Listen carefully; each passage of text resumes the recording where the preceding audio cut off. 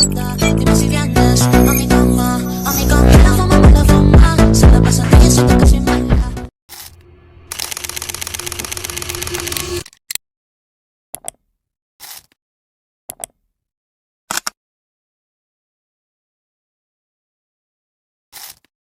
Assalamualaikum warahmatullahi wabarakatuh. Waalaikumsalam warahmatullahi wabarakatuh. Selamat pagi Bapak Ibu semuanya. Pagi. Bagaimana keadaannya Bapak Ibu? Baik. Alhamdulillah, senang sekali rasanya kami bisa bertemu dengan Bapak Ibu sekalian. Sebelumnya, mari kita sama-sama memanjatkan puji syukur kehadiran Tuhan Yang Maha Esa, karena atas rahmat-Nya lah di pagi hari yang cerah ini kita dapat berkumpul bersama di tempat ini pada kegiatan penyuluhan kesehatan dalam keadaan sehat walafiat. Sebelum acara dimulai, saya mau tanya sesuatu dulu nih kepada Bapak dan Ibu sekalian. Bapak Ibu di sini kira-kira siapa yang datang ke sini sudah sarapan? Boleh diangkat tangannya? Oke, banyak ya yang tidak sarapan ini. Kira-kira kenapa? Karena nggak ada makanan atau karena lagi diet nih? Karena ada lapar ya. Bapak Ibu sekalian diusahakan untuk selalu sarapan sebelum jam 9.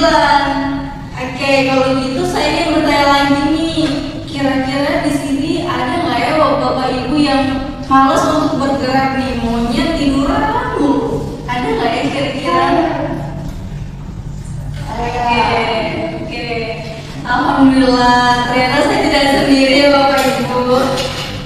Baik, jadi di sini Bapak Ibu, apa yang akan kami sampaikan nantinya ini akan erat kaitannya dengan kondisi Bapak Ibu sekalian.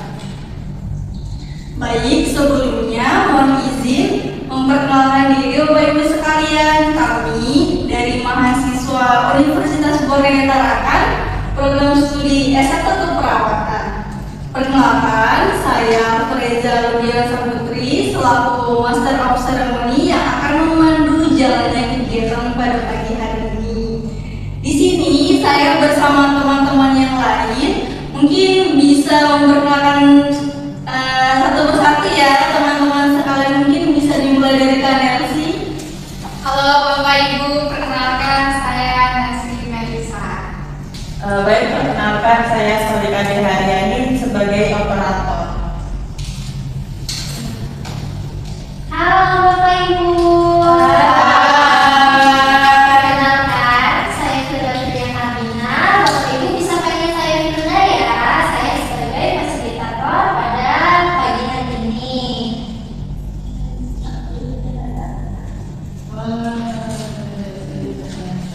Halo Bapak Ibu, perkenalkan juga saya Nova. Di sini juga saya sebagai fasilitator menemani Firda dan teman-teman yang lain. Halo Bapak Ibu.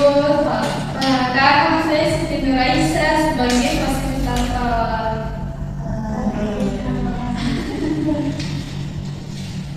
Pagi Ibu Bapak. Pagi. Perkenalkan saya Nurul Terutami. Bapak Ibu bisa panggil saya Nisa. Saya di sini juga sebagai fasilitator bersama dengan rekan saya.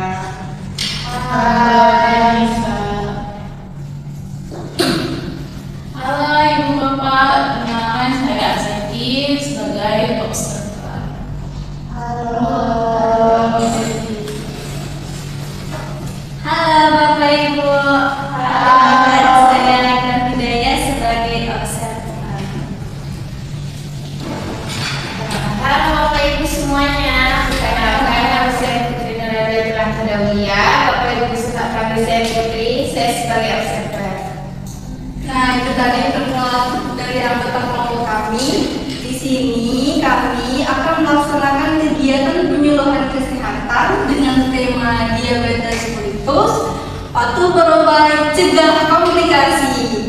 Kami memohon waktu dan kesediaan dari Bapak Ibu sekalian untuk melakukan penyuluhan selama kurang lebih 30 menit ke depan. Harapannya materi yang akan disampaikan nanti dapat disimak dengan baik sekaligus diterapkan dalam kehidupan sehari-hari Bapak Ibu sekalian.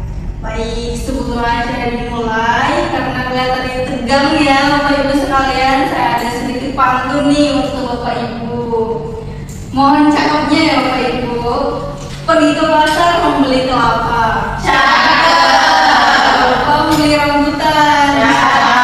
Meskipun saya tidak cakep orangnya, tapi dengan pantun ini saya diberi cakep oleh Bapak Ibu sekalian. Satu lagi Bapak Ibu.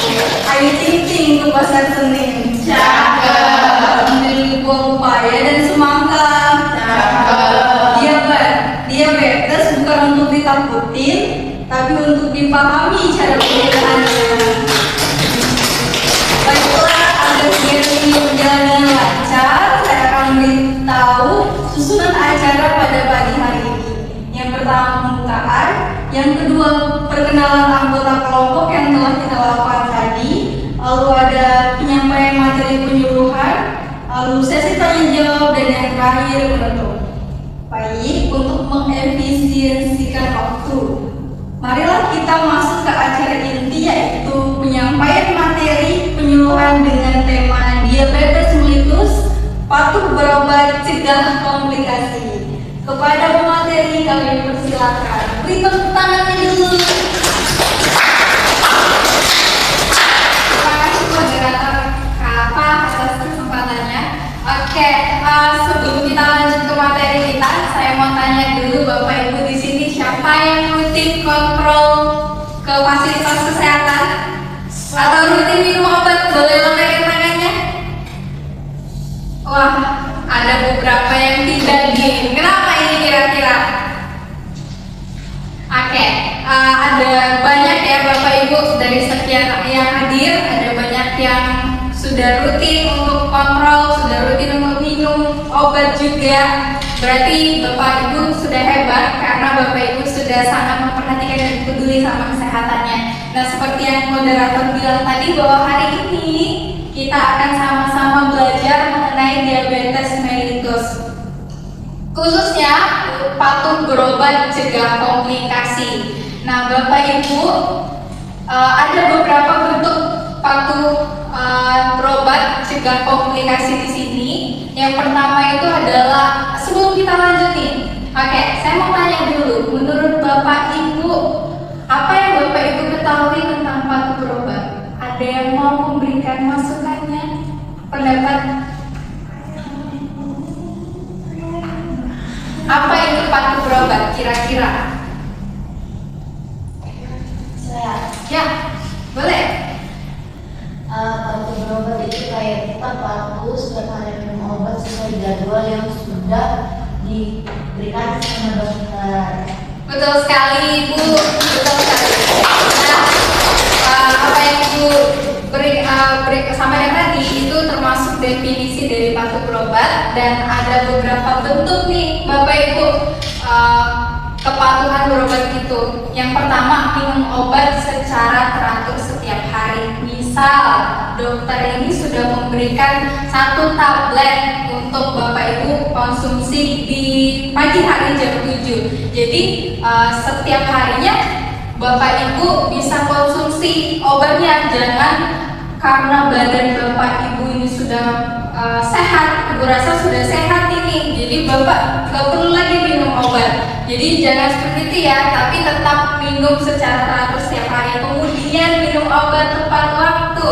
Ini contohnya seperti apa? Misal di setiap hari biasanya Bapak Ibu itu makannya di jam 7, kemudian Bapak Ibu makan lagi di jam 3. Nah, keesokannya seperti itu lagi di waktu yang sama atau di jam yang sama. Nah, yang ketiga, menggunakan insulin sesuai jadwal. Bagi Bapak Ibu yang menggunakan insulin, bisa menggunakan secara rutin sesuai anjuran dokter ya Bapak Ibu. Kemudian yang keempat, menjalani terapi secara konsisten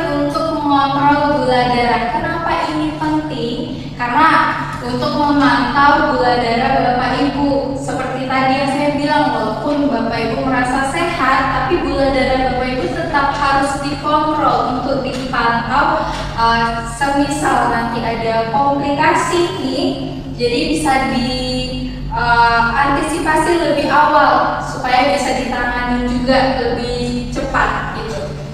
Nah, kira-kira Bapak Ibu, kalau misalnya kita tidak patuh minum obat, tidak patuh rutin kontrol ke dokter, kira-kira apa yang bakal terjadi?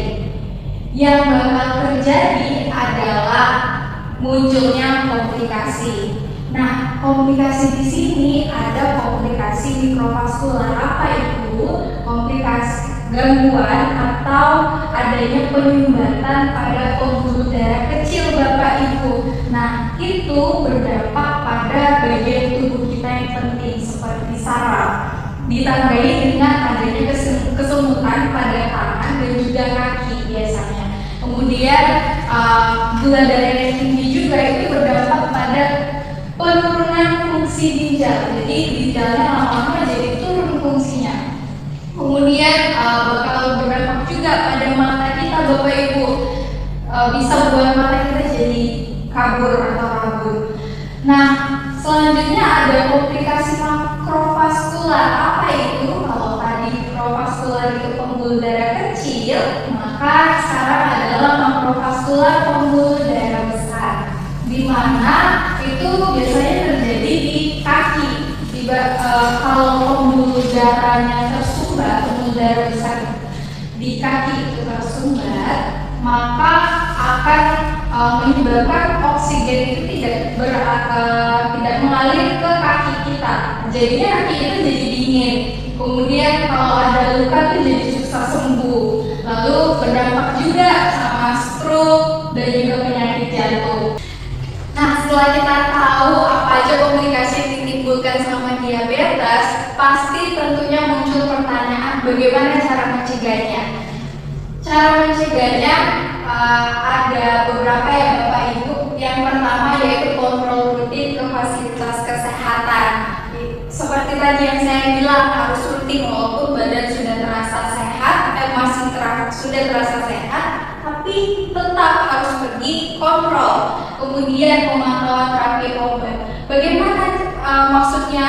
Maksudnya adalah minum obat sesuai anjuran dokter. Kemudian perubahan perilaku hidup sehat. Seperti apa? Atur pola makan, kurangi manis-manisan, teh manis dikurangi ya Bapak Ibu. Kemudian beristirahat yang cukup dan juga melakukan aktivitas fisik. Selanjutnya kita akan berkenalan dengan pengobatan diabetes mellitus tipe 2. Ada yang pertama itu ada terapi insulin ya Bapak Ibu. Nah, Bapak Ibu, terapi insulin ini ada beberapa jenisnya. Yang pertama itu ada kerja cepat, kemudian ada kerja pendek, kerja menengah, kerja panjang, kerja ultra panjang, kemudian ada kerja campuran juga. Banyak yang jenisnya Bapak Ibu, tapi masing-masing jenis ini nanti akan disesuaikan oleh dokter sama dengan kondisi Bapak Ibu. Kemudian pastinya insulin ini juga walaupun beda-beda jenis itu tujuannya masih tetap sama, yaitu untuk mengontrol gula darah Bapak Ibu. Selanjutnya ada pengobatan diabetes dalam bentuk obat minum, yaitu ada yang fungsinya ada yang untuk menurunkan gula darah, kemudian ada yang untuk membantu tubuh menggunakan insulin dengan sangat baik dan juga membantu untuk mengurangi penyerapan dalam ketika kita tuh mengonsumsi makanan. Penyerapan gula itu jadi berkurang karena kita minum obatnya gitu. Nah, sama seperti terapi insulin tadi, bahwa jenis obat minum ini juga punya beberapa jenis, punya banyak jenis, tapi fungsinya tetap sama, yaitu mengontrol gula darah. Selain pengobatan yang sudah kita kenali tadi Bapak Ibu, ada hal yang tidak kalah penting juga seperti pengaturan pola makan yang sudah kita sebutkan di awal. Tapi di sini saya akan beritahu bagaimana cara mengatur pola makan. Yang pertama itu adalah karbohidrat atau makan nasi dengan 3-4 sendok per kali makan, atau bisa juga setara satu buah kentang sedang, atau bisa juga 2 lembar roti gandum.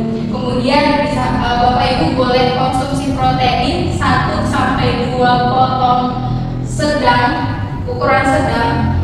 Bisa Bapak Ibu dapatkan di ikan, ayam tanpa kulit.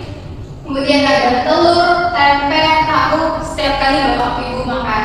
Lalu untuk yang sehat 1-2 sendok teh minyak sehat waktu Bapak Ibu lagi masak atau keluarga Bapak Ibu lagi masak. Kemudian ada sayuran yang sangat penting Bapak Ibu, setengah piring setiap kali makan, dan juga buah 2-3 porsi per hari. Bisa makan buah apel, jeruk, atau buah pepaya. Nah, lalu yang paling penting juga adalah gunakan pemanis rendah atau tanpa kalori. Selanjutnya, selain mengatur pola makan, kita juga penting untuk beraktivitas fisik ya Bapak Ibu ya. Jadi olahraganya bisa jangan yang berat-berat, bisa pilih nih, jalan kaki cepat kah, jogging ringan. Yang pasti jangan panjat tebing ya Bapak Ibu ya. Oke, Bapak Ibu, selanjutnya kita akan dari yang saya sampaikan tadi, sebenarnya kita itu sudah membahas 5 pilar diabetes mellitus ini loh Bapak Ibu. Seperti ini, diet di sini maksudnya adalah diet glukosa atau diet kurangi gula. Caranya bagaimana? Ya dengan cara mengatur jumlah makanan, kurang-kurangi manisan. Lalu ada latihan fisik. Kita review kembali bahwa latihan fisik ini bisa dengan olahraga ringan saja seperti tadi jogging, lalu jalan cepat. Kemudian terapi obat harus dengan rutin kontrol, rutin minum obat, dan juga sesuai anjuran dokter pastinya. Kemudian monitor glukosa. Nah, Bapak Ibu, kalau Bapak Ibu punya alatnya seperti ini di rumah, bisa nih monitor secara mandiri di rumah. Atau Bapak Ibu periksa sendiri atau minta tolong bantuan keluarga juga. Dan bisa juga ke fasilitas kesehatan tentunya. Kemudian yang kelima, ini sangat penting juga, edukasi. Maksudnya edukasi di sini bagaimana? Jadi mau berapapun umur kita Bapak Ibu, kita tidak pernah terlepas dari yang namanya proses belajar. Jadi Bapak Ibu juga perlu untuk mencari tahu sebanyak-banyaknya atau mempelajari tentang penyakit diabetes mellitus itu sendiri. Tujuannya untuk apa? Supaya kita bisa tahu cara mencegah diabetes mellitus ini bagaimana secara mandiri di rumah. Kemudian kita juga bisa mengontrol kadar gula darahnya kita secara mandiri. Nah, dari materi yang sudah disampaikan hari ini, kita jadi tahu bahwa penyakit diabetes mellitus itu bukanlah penyakit yang harus ditakuti, tapi justru penyakit yang harus dikelola dengan sangat baik. Dengan patuh berobat, kita tahu cara mencegah komplikasinya bagaimana. Kemudian kita beraktivitas fisik, juga kita rajin untuk kontrol rutin, minum obat, dan kita menerapkan 5 pilar DM tadi itu, maka kadar gula darah kita pasti akan baik dan bisa mencegah komplikasi yang terjadi. Oke Bapak Ibu, demikian yang dapat saya sampaikan. Sekali lagi saya berdoa supaya semoga Bapak Ibu selalu diberikan kebahagiaan dan juga diberikan kesehatan selalu. Wassalamualaikum warahmatullahi wabarakatuh.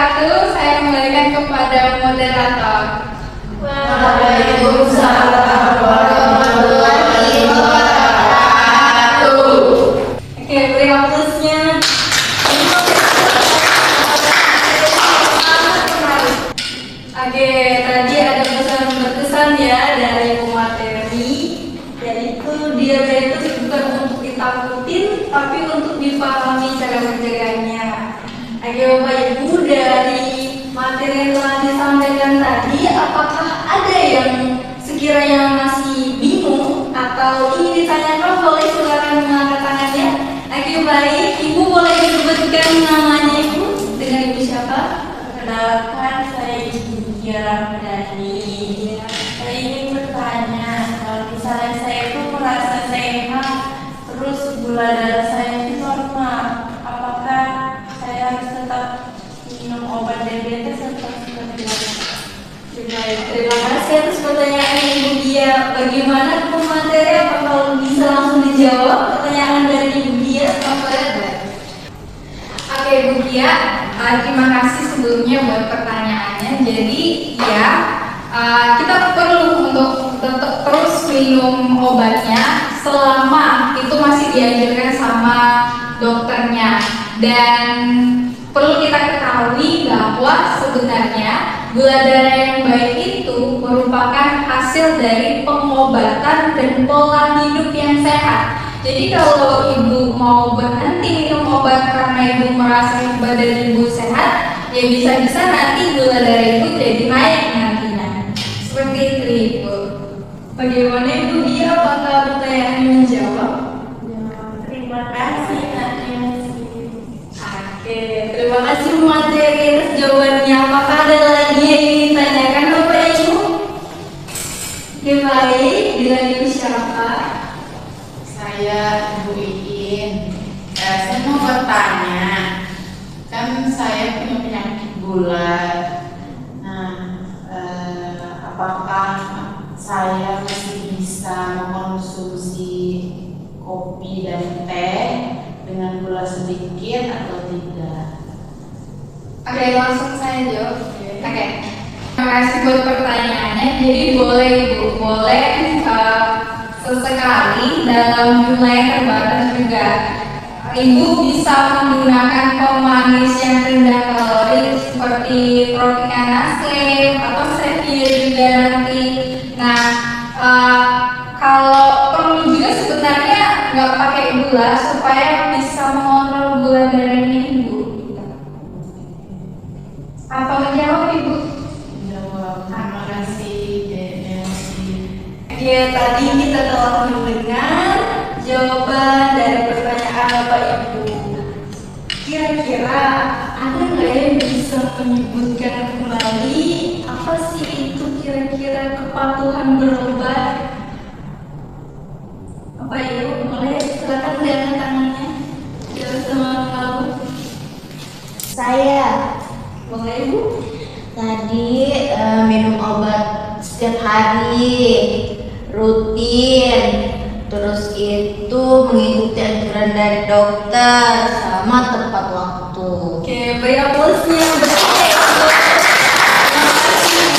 Oke, satu pertanyaan lagi ya Bapak Ibu. Ada yang bisa menyebutkan nggak apa pengobatan diabetes mellitus? Boleh diangkat tangannya?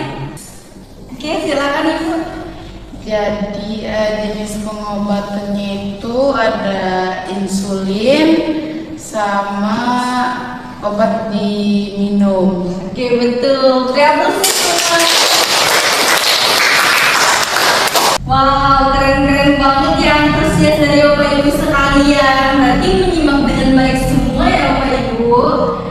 Jadi tadi sempat disinggung oleh pemateri nih bahwa kita harus mengurangi konsumsi gula baik di makanan maupun di minuman. Namun menurut saya lebih baik tidak usah sama sekali Ibu, karena Bapak Ibu kan sudah manis ya, jadi tidak usah mengkonsumsi gula lagi. Tidak terasa kita sudah berada di penghujung acara. Kami mengucapkan terima kasih banyak kepada Bapak dan Ibu sekalian yang telah hadir dan mengikuti kegiatan penyuluhan hari ini dengan penuh semangat, antusias, dan tentunya sangat aktif sekali dalam menjawab maupun memberikan pertanyaan. Kami mohon maaf yang sebesar-besarnya apabila dalam membantu acara ini ada perkataan atau sikap kami yang kurang berkenan. Kami mohon mohon maaf yang sebesar-besarnya ya Bapak Ibu sekalian. Mari kita tutup kegiatan hari ini dengan mengucapkan hamdalah bersama-sama. Baik, sebelum ditutup, izinkan saya menyampaikan satu pandan terakhir lagi Bapak Ibu. Pergi ke taman melihat pelangi. Mampir membeli roti. Semoga materi tadi dapat diingat dengan baik, bukan malah ingat wajah cakep kami. Oke, saya Reza selaku Master of Ceremony pamit undur diri. Wabillahi taufiq wal hidayah. Wassalamualaikum warahmatullahi wabarakatuh.